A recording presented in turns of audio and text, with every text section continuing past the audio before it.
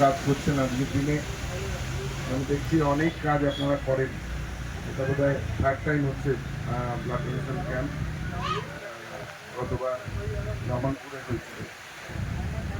দেখুন, আমরা সবসময় চাই যে এই ধরনের যে সংগঠনগুলো আপনারা রয়েছেন তারা আরও সমাজের এই ধরনের কাজের মধ্যে আপনারা এগিয়ে আসুন। আমাদের পক্ষ থেকে সমস্ত রকমের সহযোগিতা সবসময় থাকে, ভবিষ্যতেও থাকবে। কোভিডের সময় আমরা দেখেছি যে কি অত্যন্ত কঠিন পরিস্থিতির মধ্যে দিয়ে মানুষকে কাটাতে হয়েছে।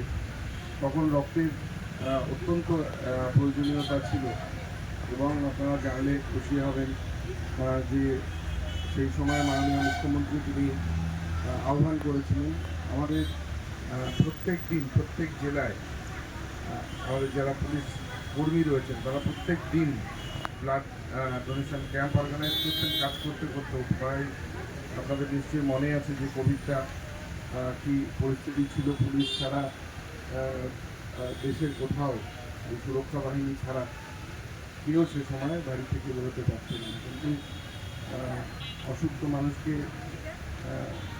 ছাড়ে না, তার বিভিন্ন ব্যবস্থাপনার মধ্যে রক্ত অন্যতম, যেটা আমি সব ক্যাম্পে গিয়েই বলি যে রক্ত তো কোথাও এখনো পর্যন্ত আমাদের সায়েন্স উৎপাদন করতে পারেনি যে রক্ত অন্য কোনোভাবে রক্ত জোগাড় করা যায়।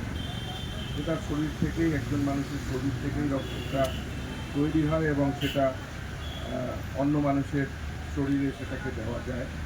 অন্তত আজকের এই আধুনিক বিজ্ঞানের যুগে একটা ব্লাড অন্তত 3 জনের জীবন বাঁচাতে পারে। সেপারেশনের সমস্ত ব্যবস্থা আমাদের শহরেও আমরা অনেকগুলো জায়গাতে এটা করতে পেরেছি। এখন ব্লাড সেপারেশন হয়। রোটারি যারা আজকে এখানে আপনাদের সঙ্গে যুক্ত হয়ে করছেন তারাও বহুদিন থেকে এই কাজটা করেন। মিস্টার রবীন্দ্র জৈন উনিও আমাদের শহরের একজন সিনিয়র আমাদের সদস্য। সমস্ত সময় উনি এই ব্লাড ডোনেশন ক্যাম্প লায়ন্সের সঙ্গে উনি জড়িত। শহরে যদি প্রতিদিন 10টা অনুষ্ঠান থাকে তার মধ্যে 2-3টেতে রবীন্দ্র জৈন সাহেবের সঙ্গে দেখা হয়। তো উনিও উৎসাহিত করেন। এখনই বলছিলেন 6-7 তারিখে ওনারা 2 দিনে 25টা ক্যাম্প ওনারা করছেন। রক্ত এই সময় খুব প্রয়োজন হয়, আপনারা জানেনই, আপনারা যেহেতু কাজ করেন। প্রায় প্রত্যেক দিনই কোথাও না কোথাও এই ধরনের অনুষ্ঠান হচ্ছে এবং আমরা আপনারা ডাকলে পরে নিশ্চিতভাবেই আমরা আসার চেষ্টা করি। মেয়র শহরে নেই, উনি কলকাতায় আছেন, আমি গতকাল এসেছি।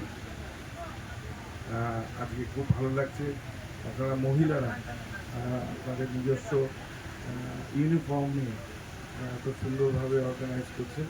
আমরা সবসময় পাশে আছি, আপনারা আরও এগিয়ে চলুন।